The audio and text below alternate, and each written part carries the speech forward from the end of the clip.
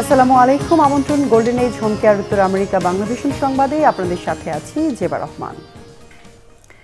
যুক্তরাষ্ট্রের road island brown ইউনিভার্সিটির ক্যাম্পাসে গোলাগুলির ঘটনায় 2 জন নিহত হয়েছে, গুরুতর আহত হয়েছে আরও 9 জন।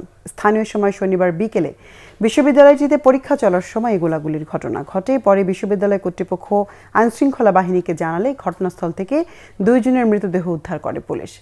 আহতদের হাসপাতালে নেওয়া হয়। হাসপাতাল কর্তৃপক্ষ জানিয়েছে আহতদের শারীরিক অবস্থা স্থিতিশীল রয়েছে। সন্দেহভাজন ব্যক্তি এখনও পলাতক থাকায় হামলার কারণ জানা যায়নি। তাকে কালো পোশাক পরা একজন পুরুষ হিসেবে বর্ণনা করছে পুলিশ।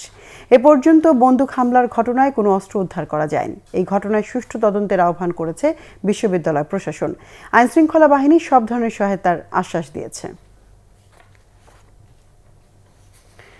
সিরিয়ায় অভিযানের সময় আইএস বা ইসলামিক স্টেটের হামলায় 2 মার্কিন সেনা ও 1 মার্কিন বেসামরিক নাগরিক দোভাষী নিহত হয়েছেন।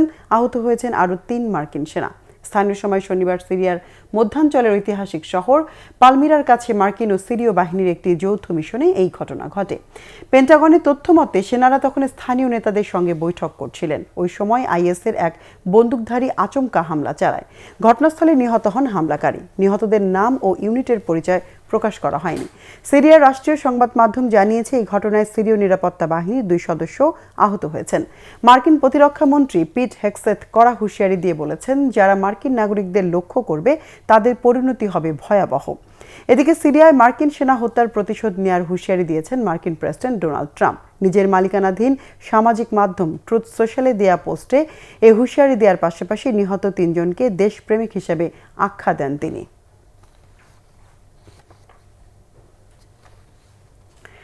সীমান্ত এলাকায় সব ধরনের গোলাবর্ষণ বন্ধে রাজি হয়েছে থাইল্যান্ড ও কম্বোডিয়া। মার্কিন প্রেসিডেন্ট ডোনাল্ড ট্রাম্পের এই ঘোষণার কয়েক ঘন্টা পরই আবারও কম্বোডিয়া সীমান্তে বোমা বর্ষণ করেছে থাইল্যান্ড।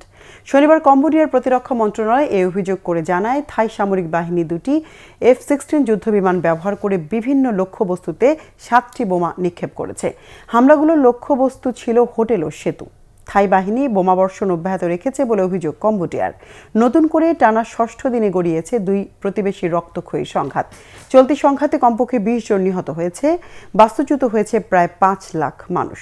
শুক্রবার যুক্তরাষ্ট্রের প্রেসিডেন্ট ডোনাল্ড ট্রাম্প জানান, সীমান্ত এলাকায় সব ধরনের গোলাবর্ষণ বন্ধে রাজি হয়েছে থাইল্যান্ড ও কম্বোডিয়া।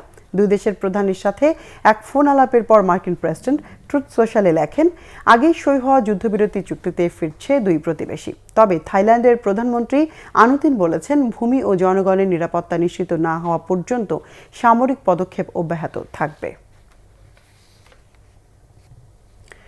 দর্শক, এই ছিল এখনকার মতো। আগামী বুধবার বাংলাদেশ সময় সকাল 6টা, মঙ্গলবার নিউ ইয়র্ক সময় রাত 8টায় উত্তর আমেরিকা বাংলাভিশন সংবাদ দেখার আমন্ত্রণ রইল। এতক্ষণ সঙ্গে থাকায় ধন্যবাদ।